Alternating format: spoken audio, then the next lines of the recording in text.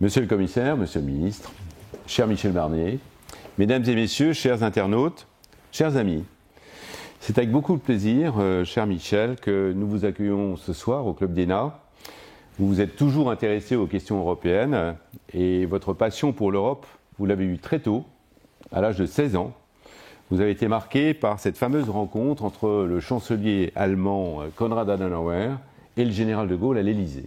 C'est d'ailleurs aussi le déclic de votre engagement dans le mouvement gaulliste. Vous gravirez successivement toutes les étapes du cursus honorum républicain, député, sénateur, ministre, avant de devenir commissaire européen en charge de la politique régionale et des réformes institutionnelles.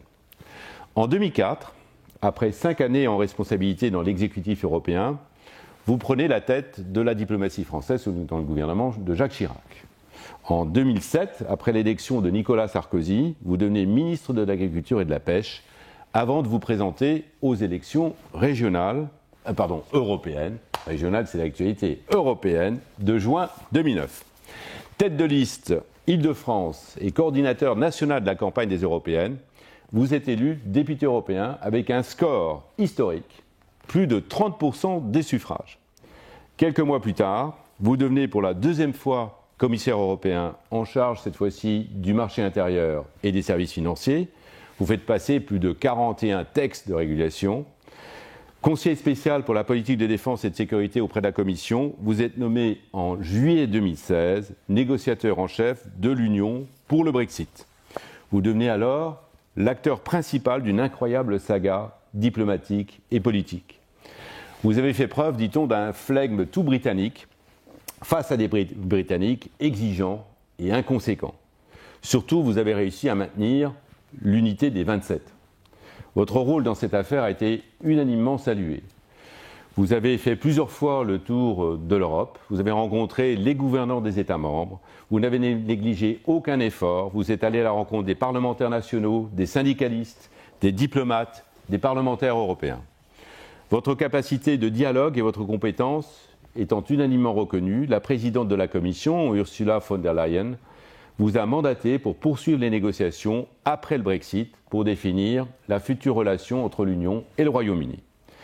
Un travail de titan que vous racontez dans votre livre passionnant, La Grande Illusion, journal secret du Brexit, paru aux éditions Gallimard. Avec ce livre, nous voici pour la première fois au cœur d'une négociation complexe, historique, de 1600 jours, que vous racontez au fur et à mesure, oscillant sans cesse entre consensus et crispation, entre espoir et doute, entre transparence et mensonge, pour aboutir finalement à un accord inespéré qui modifiera durablement le visage de l'Europe.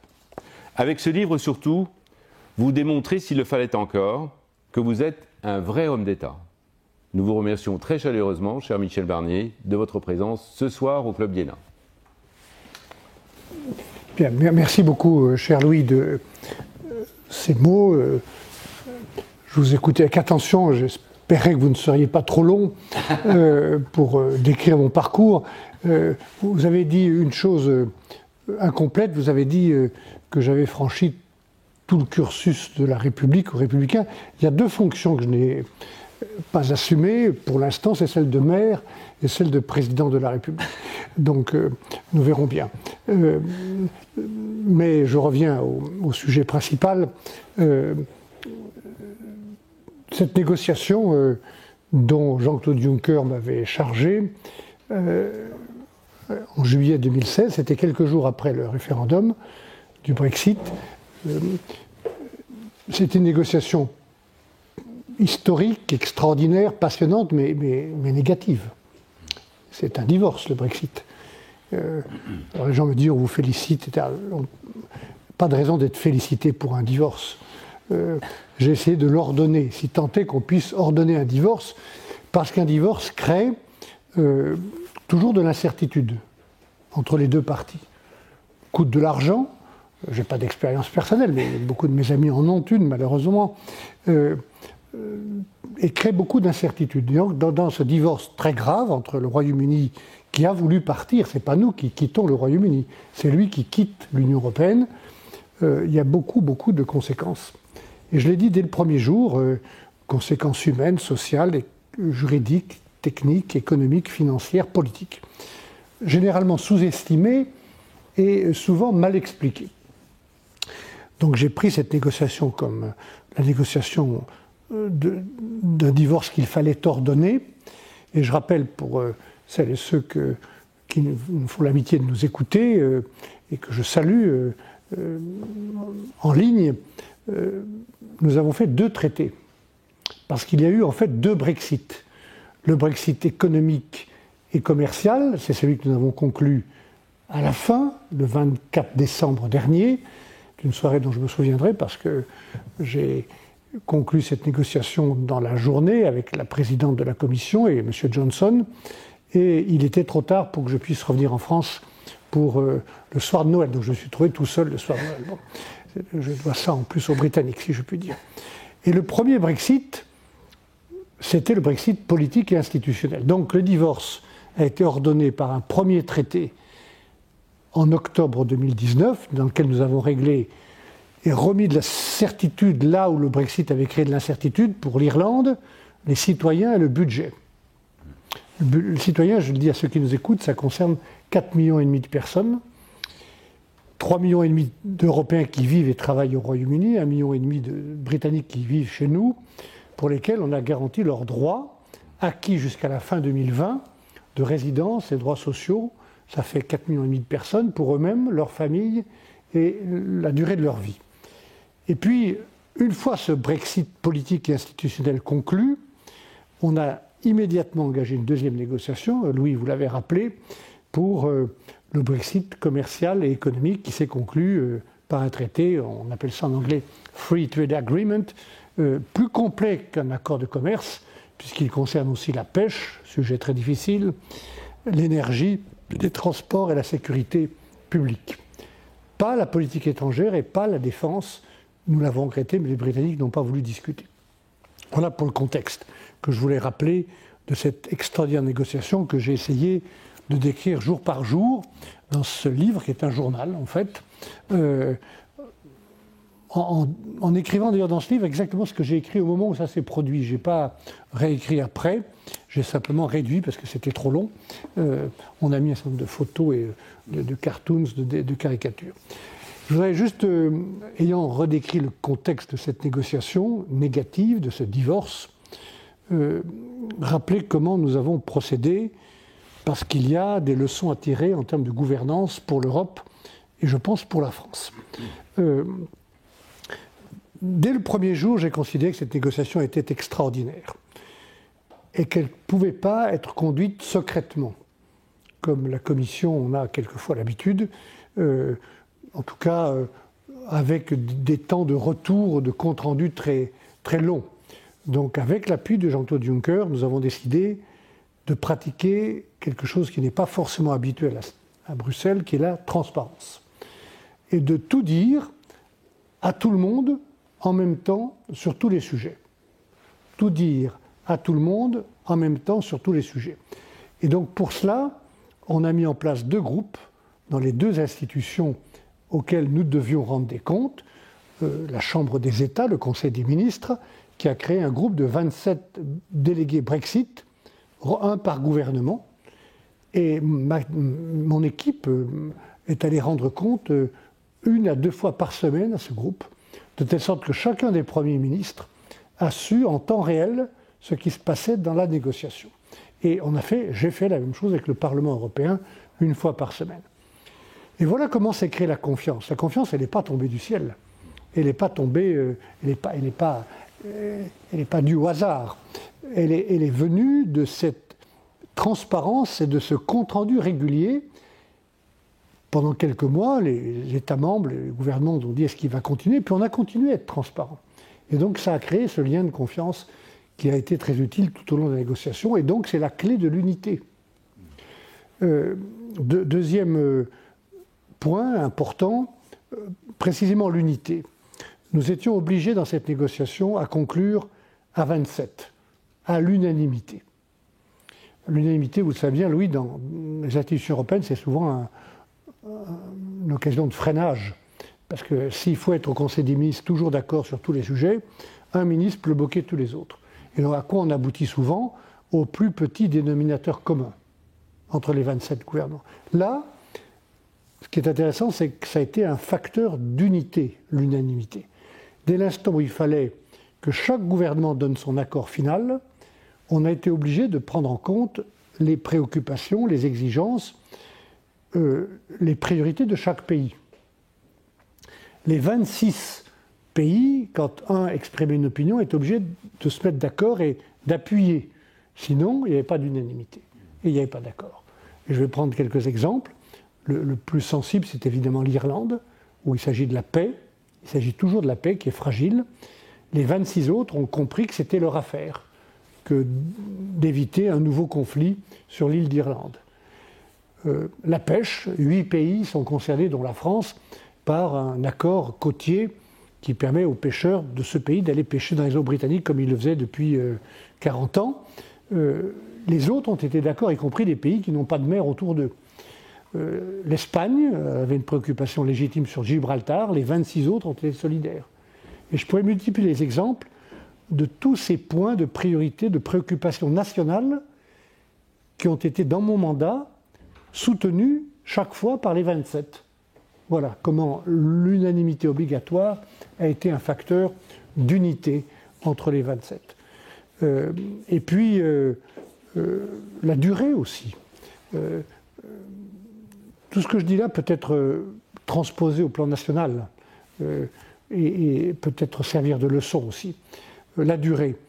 Cette négociation a été très longue, 4 ans et demi, et pendant 4 ans et demi, j'ai été, grâce à la confiance des chefs d'État et du Parlement et de la Commission, un négociateur permanent. En face de nous, nous avons eu 4 négociateurs britanniques, successivement, un par an, avec des équipes parfois nouvelles, et donc ça a été pour nous aussi une clé de la force dans la défense de nos intérêts. Quatrième point, ce qui est important en négociation, vous le savez bien dans votre profession et dans votre mandat d'élu, moi je pense qu'on n'a pas besoin de polémiquer, de petites phrases, de coups bas. On peut être en désaccord, on a souvent été en désaccord avec les Britanniques, mais je les ai toujours respectés.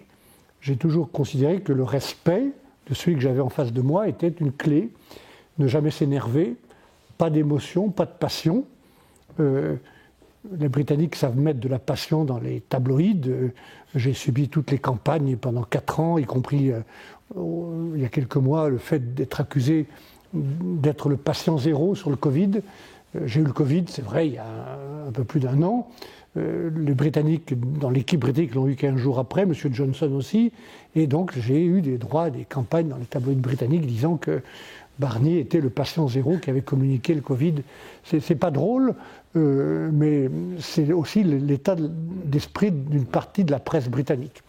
Face à ça, nous avons affiché le calme, le respect, aucune passion, et nous sommes tenus aux faits, aux chiffres, aux bases légales, sans émotion, si je puis dire. Ça a été une des clés. Voilà ce que je peux dire de cette négociation. Et si je devais faire un parallèle avec une gouvernance pour la France, je dirais que dans cette négociation, on a pratiqué la transparence, pratiqué le respect, joué un jeu collectif avec les 27 États membres. Ça sont des choses qu'on peut transposer. Notre pays, je pense, a besoin d'une gouvernance plus collective, qu'on fasse davantage appel à l'intelligence collective et d'une gestion moins solitaire des crises, des dossiers et des problèmes. Je pense aussi qu'il y a une chose à Bruxelles qui est utile quand on est français, j'ai été longtemps parlementaire français, c'est la culture de l'évaluation. À Bruxelles, on a dans des lois européennes, des directives ou des règlements, des clauses qui obligent à une review, une révision, une évaluation. Je trouve qu'on serait bien inspiré en France de pratiquer l'évaluation régulière de nos lois et de les changer, après les avoir évaluées quand elles doivent être changées. Voilà quelques éléments utiles. Mais la clé de cette négociation a été, encore une fois, la permanence, le respect, la transparence, et puis le fait qu'on ait tenu notre ligne. Elle a été fixée dès le mois de juin 2016. Elle était fondée sur le regret de voir les Britanniques partir, le souci de bâtir une coopération intelligente avec eux pour l'avenir, la défense du marché unique, qui est la principale chance et le principal atout de l'Union européenne. Hein. Je peux vous dire franchement que ce pourquoi M. Biden aujourd'hui, comme M. Trump hier, ou le président chinois nous respecte, j'espère que ça sera un jour notre politique étrangère, notre politique de défense. En tout cas aujourd'hui, c'est le marché unique, qui est beaucoup plus qu'une zone de libre-échange, qui est un écosystème complet de 450 millions de citoyens et de consommateurs, 22 millions d'entreprises, qui ont des règles communes, des normes communes, des standards communs pour les produits, des régulations communes, des supervisions communes et une juridiction commune. Voilà ce que c'est que le marché unique. Et quand une entreprise américaine ou chinoise entre dans ce marché unique pour y travailler, elle le fait à nos conditions. Les normes sont les mêmes, les standards doivent être respectés, les régulations s'imposent à cette entreprise, la supervision européenne s'impose, et donc c'est une chance pour cette entreprise, mais à nos conditions. Voilà. Et donc il faut à tout prix faire attention à ce marché unique, parce que les Britanniques en sont sortis. On verra s'ils ont eu raison ou tort. Moi je pense que c'est mieux d'être ensemble que chacun chez soi et chacun pour soi, mais ils n'ont pas réussi à détricoter le marché unique, ils l'ont quitté à nos conditions, même s'ils ont cherché pendant 4 ans à avoir le beurre ou l'argent du beurre. En allemand, on dit autrement les choses. On dit ils ont voulu danser dans 2 mariages à la fois. Donc ils n'y sont pas parvenus parce que nous avons, grâce à tout ce que je vous ai dit, tenu la ligne de la défense de nos intérêts. Voilà ce que je peux dire cette négociation, et je remercie tous ceux qui nous écoutent, s'ils prennent le temps de lire ce livre, de découvrir dans le détail comment ça s'est passé. Alors, les internautes nous ont posé déjà toute une série de questions. Je vous les pose à la queue leu-leu. Une par une. Une par une. Vous admirez ces hauts fonctionnaires britanniques, dignes, compétents, lucides, je vous cite, mais vous les plaignez d'avoir au-dessus d'eux une classe politique qui refuse d'assumer aujourd'hui les conséquences directes des décisions et des positions qu'ils ont prises il y a 1 an. Avez-vous retrouvé ce contraste entre hauts fonctionnaires et classe politique dans d'autres pays d'Europe, ou est-ce particulier au Royaume-Uni ? La photo 7 du livre donne l'impression que les hommes politiques britanniques sont venus sans aucun dossier à la réunion du 17 juillet 2017 et qu'ils sont bien légers. Ce sont deux points différents. Cette photo, elle a une histoire parce que les Britanniques ont voulu faire une photo dans mon bureau, à une table qui est devenue célèbre, qui est une table transparente. Et j'étais avec mes 2 adjointes, Sabine Veillant et Stéphanie Rizzo, avec nos dossiers très épais. Et ils sont arrivés tous les 3 sans papier, avec l'idée d'avoir cette photo qu'ils ont eux-mêmes publiée. Ils voulaient la faire, et cette photo, ils l'ont publiée, sans se rendre compte que le contraste entre ces 3 négociateurs britanniques, dont le ministre britannique, David Davis, et puis nous 3, ce contraste allait faire la une du Financial Times et d'autres en disant ils ont les mains dans les poches.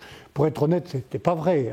Ils ont été sérieux, ils étaient bien armés, ils avaient leur dossier, mais cette photo a été très, très commentée. Je reviens à votre premier point sur les fonctionnaires. On a vu beaucoup de fonctionnaires de très haute qualité. Les Britanniques ont une fonction publique de haute qualité. À coup sûr, je peux dire que beaucoup de ces fonctionnaires étaient plus lucides et plus réalistes que les ministres qui les dirigeaient, notamment sur un sujet important que j'ai écrit dans le livre, c'est les conséquences du Brexit. Vous avez des ministres qui ont sous-estimé délibérément les conséquences du Brexit et qui n'ont pas voulu reconnaître qu'ils devaient assumer les conséquences. Je me souviens très bien d'une visite qu'on avait faite avec Jean-Claude Juncker chez Madame May pour un dîner, qui a été d'ailleurs commenté parce qu'il y a eu des fuites. Et 2-3 jours avant ce dîner, chez la Première ministre au 10 Downing Street, le ministre en charge de la négociation, David Davis, avait fait une interview pour dire, à propos des agences européennes qui sont à Londres, Londres avait 2 agences européennes importantes, l'Agence européenne du médicament et l'Agence européenne des banques. Et évidemment, ils quittent l'Europe, donc ces agences partent, elles reviennent sur le continent. Et David Davis dit dans une interview, mais pourquoi donc il n'y a pas d'obligation, on pourrait très bien les garder. Évidemment, c'était intéressant pour eux de les garder, mais il n'en était pas question. Ça n'était même pas un point de discussion et sûrement pas un point de négociation.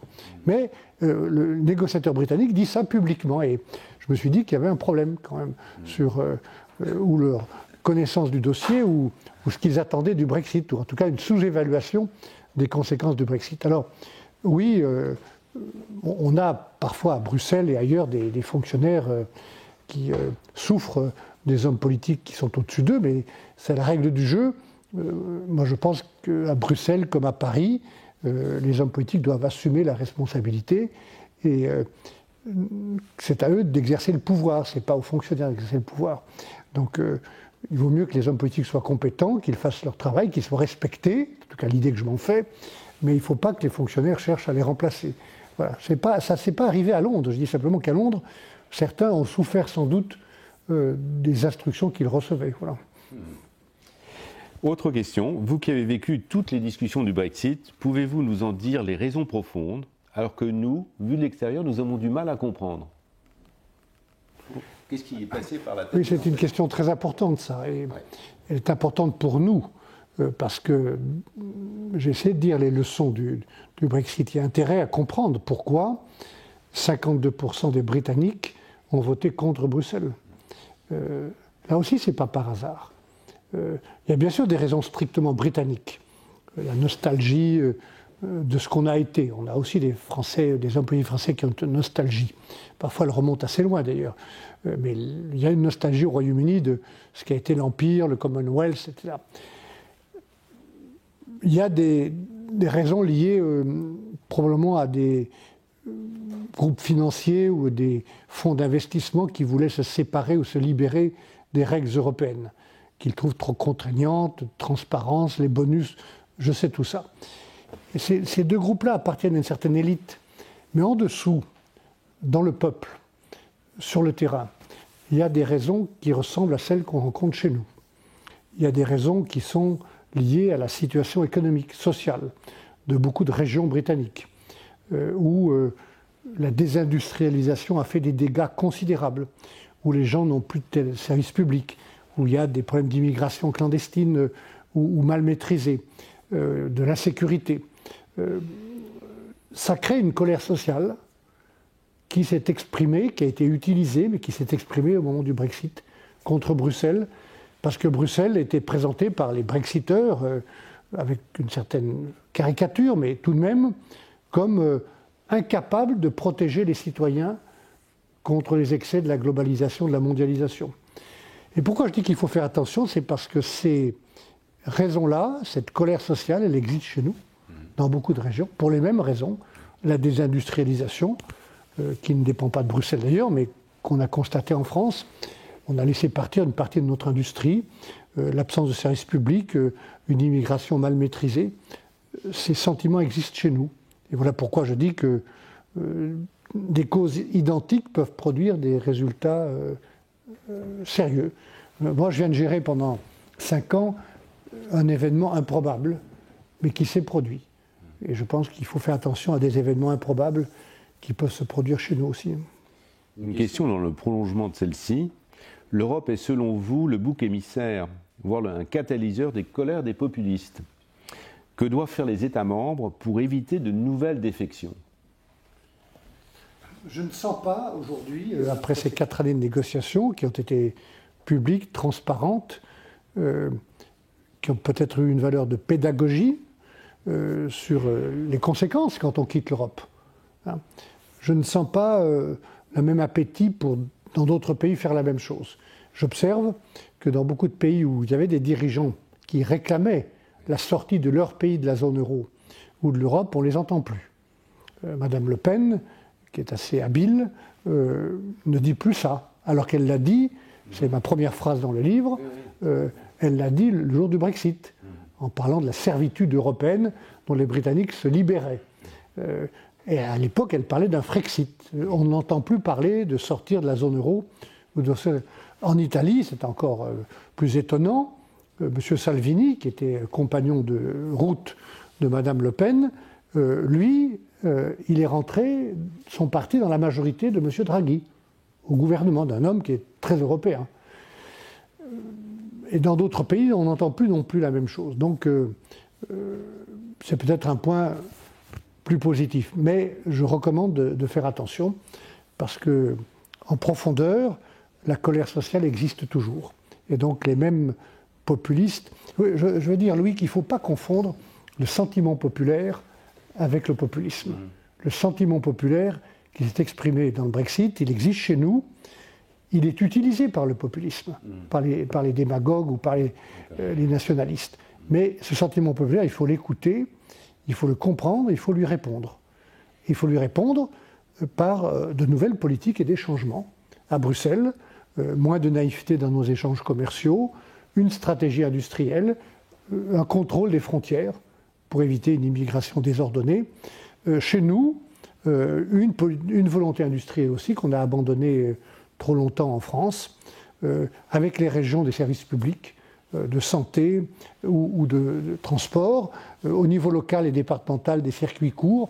Il y a plein de réponses. Elles ne sont pas toutes à Bruxelles, les réponses. Mais il faut, au niveau local, régional, national, européen, répondre à ce sentiment populaire. C'est une urgence. On revient en Angleterre. Au cours de ces négociations, avez-vous découvert un Royaume-Uni dont vous ignoriez la face cachée? Est-ce que vous avez découvert les Anglais sous un jour qui vous était inconnu jusque-là?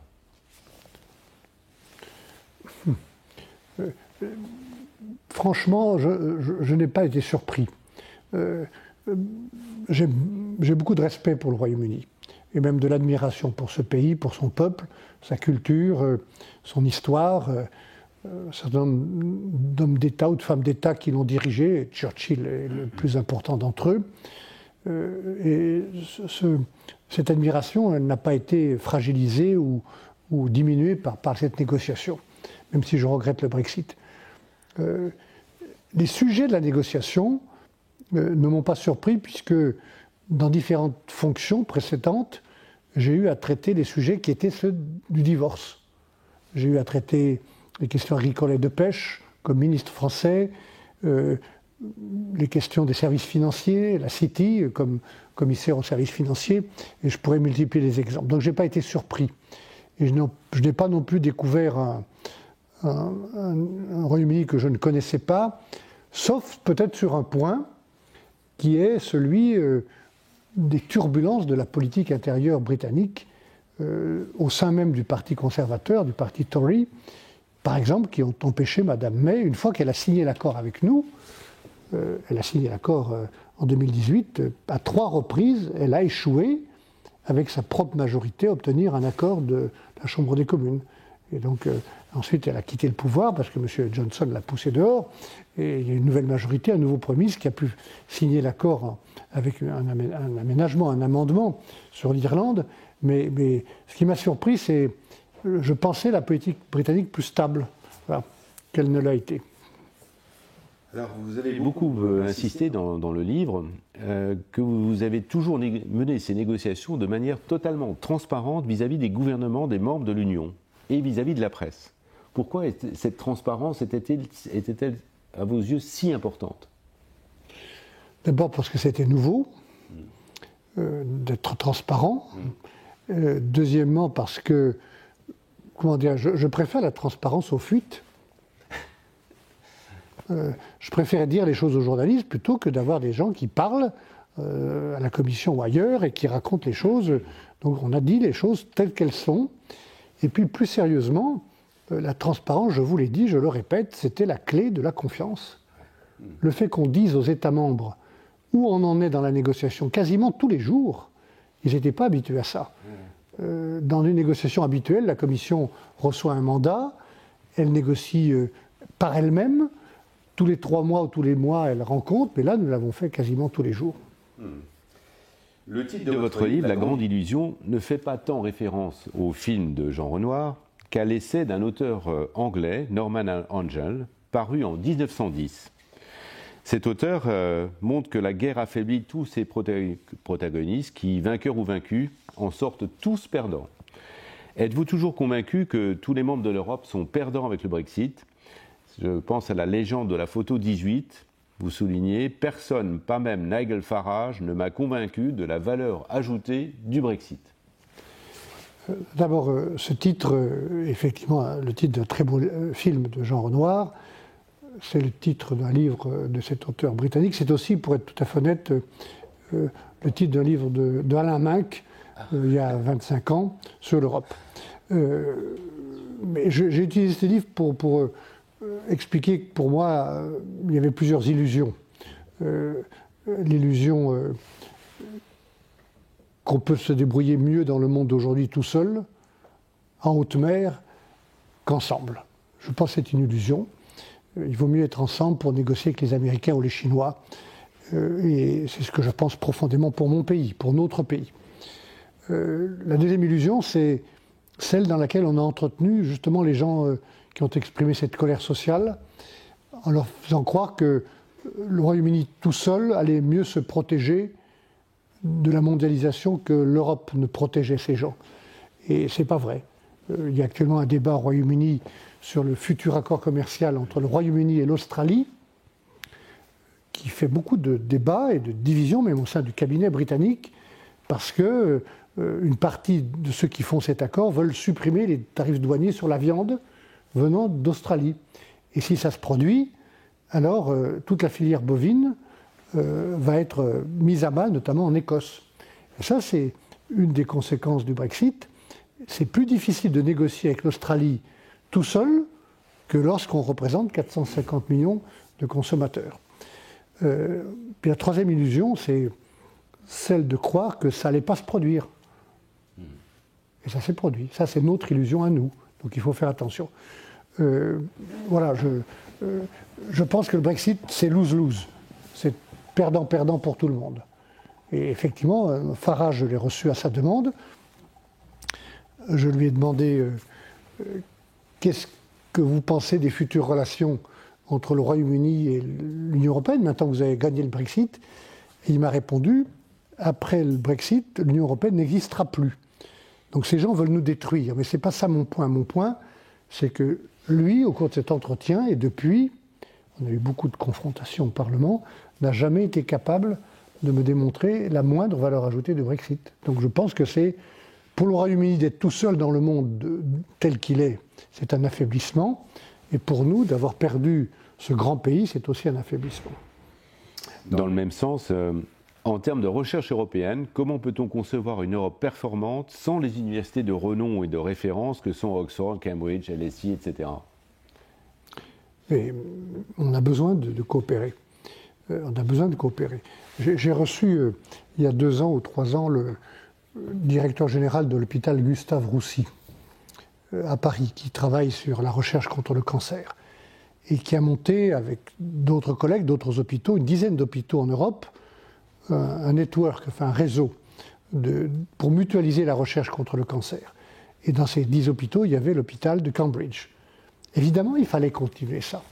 Donc nous l'avons proposé au Royaume-Uni, qui a accepté de continuer à participer au programme de recherche européen. Et donc la coopération entre les laboratoires et les universités va continuer.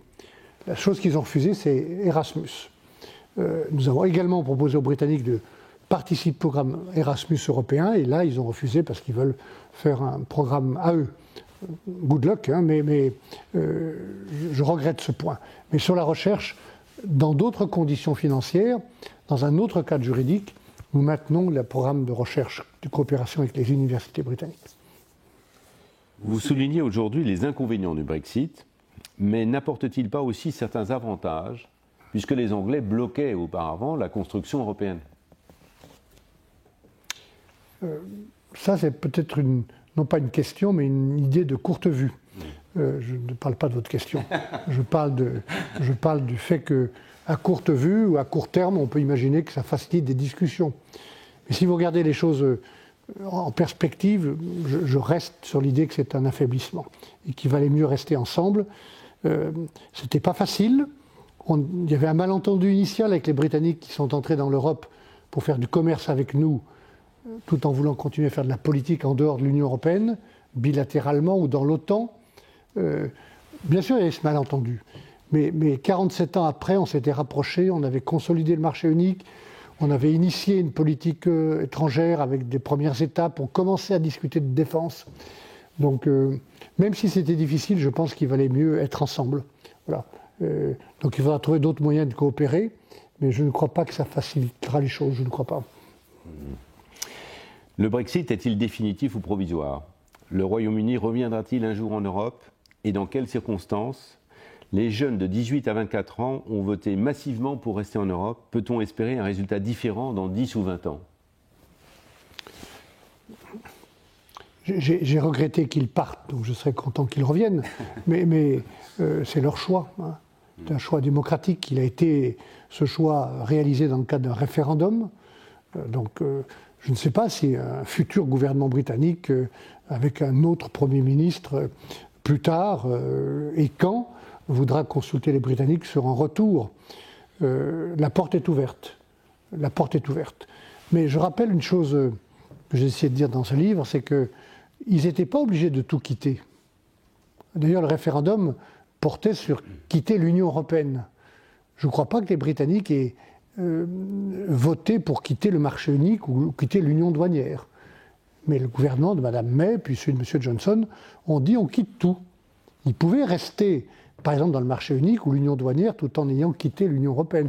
La Norvège est un pays important qui n'est pas dans l'Union européenne, qui n'a pas voulu y être, mais qui est dans le marché unique, avec tous les avantages et les disciplines et les contrats que nous avons avec les membres du marché unique. Et pourquoi sont-ils allés plus loin que ce qu'ils auraient pu faire? Parce qu'il y avait une forme d'idéologie, Global Britain, Freedom, Get Back Control. Voilà, je peux dire des phrases que j'ai entendues tous les soirs, toutes les nuits pendant 4 ans. La Grande-Bretagne, Global Britain, le Royaume-Uni global. Je n'ai jamais compris d'ailleurs ce qui avait empêché le Royaume-Uni d'être Global Britain pendant 40 ans. L'Allemagne est une Global Germany. Par sa propre volonté, elle est dans le marché unique, elle est dans l'union douanière, elle est dans la zone euro, et pourtant c'est une Global Germany, parce qu'elle a une compétitivité. Et nous, si nous ne sommes pas une Global France pour le moment, c'est parce qu'on a un défaut de compétitivité nationale. La même chose pour le Royaume-Uni. Bon.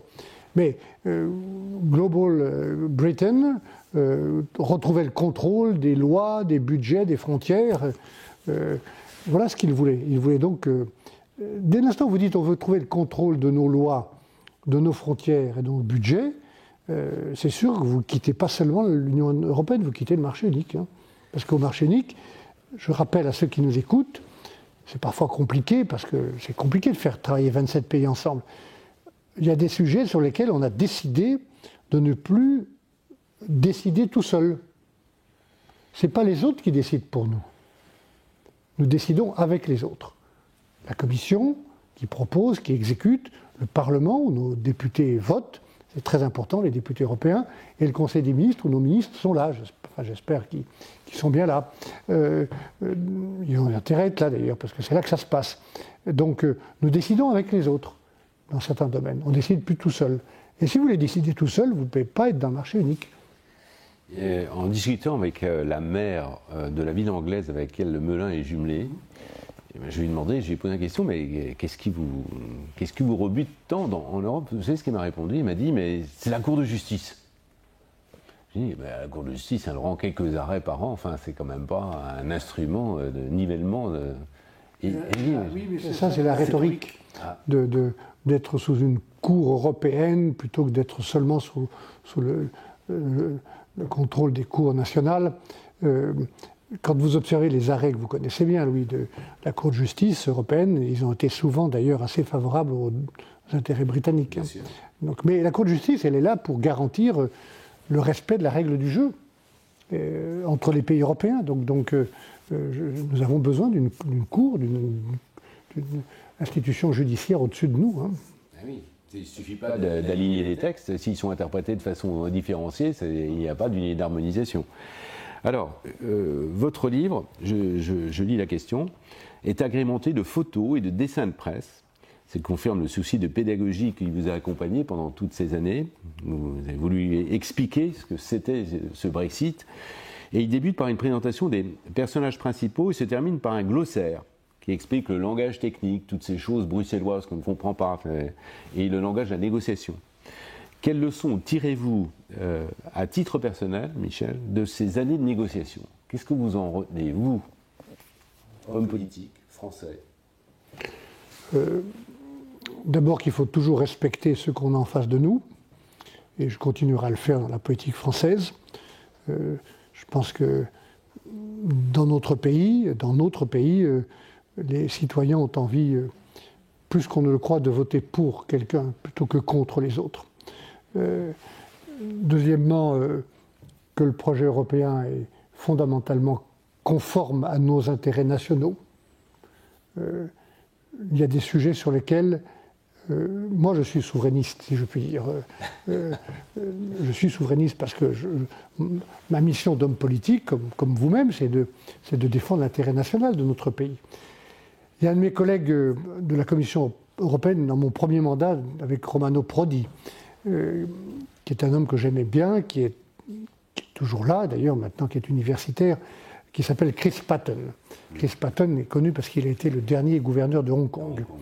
Et un jour, il a fait une conférence, je rappelle ça dans le bouquin, dont le titre était « Est-ce que la défense de l'intérêt national peut-elle seulement être nationale ?» Quand vous êtes souverainiste national, vous dites « c'est nous qui nous battons, on ne s'occupe pas des autres, on doit contrôler tout », c'est ce qu'a dit Johnson.